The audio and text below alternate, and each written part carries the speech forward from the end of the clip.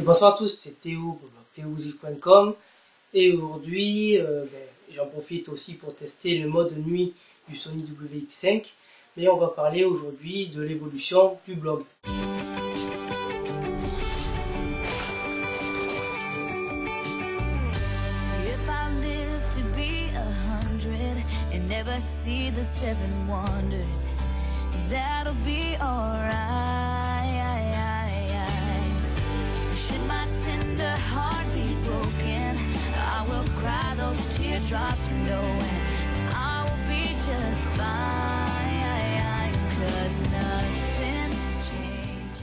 Donc là vous avez pu constater que je suis revenu sur le mode normal du Sony WX5, donc je ne sais pas ce que ça va donner à l'avance, donc vous aurez le rendu final sur le blog, tout simplement, je peux rien vous dire d'autre.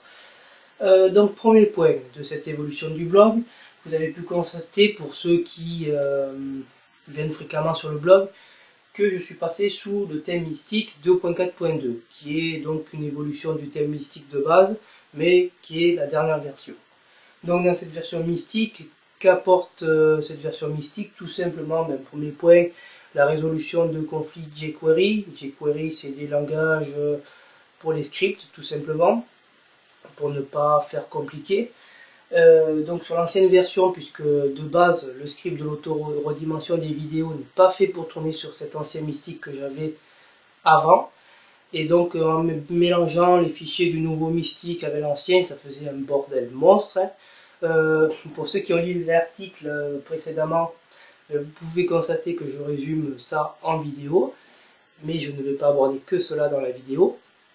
Donc je disais que grosso modo, qu'est-ce qui a changé dans cette nouvelle version de Mystique? Déjà, les commentaires refonctionnent, donc ça c'est vraiment génial.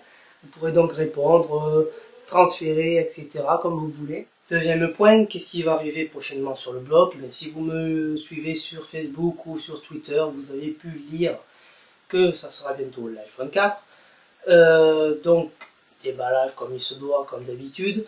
Test vidéo de nuit et de jour pour vous montrer l'intérêt du flash LED qui vous permet donc de filmer la nuit, même si en 720p c'est assez limite il me semble, mais on verra ça en temps voulu.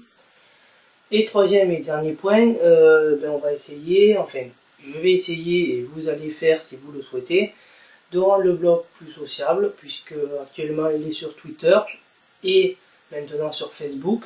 Une page a été créée spécialement pour cela. Et donc je vous invite à y aller. La page Facebook se trouve donc sur la barre latérale droite.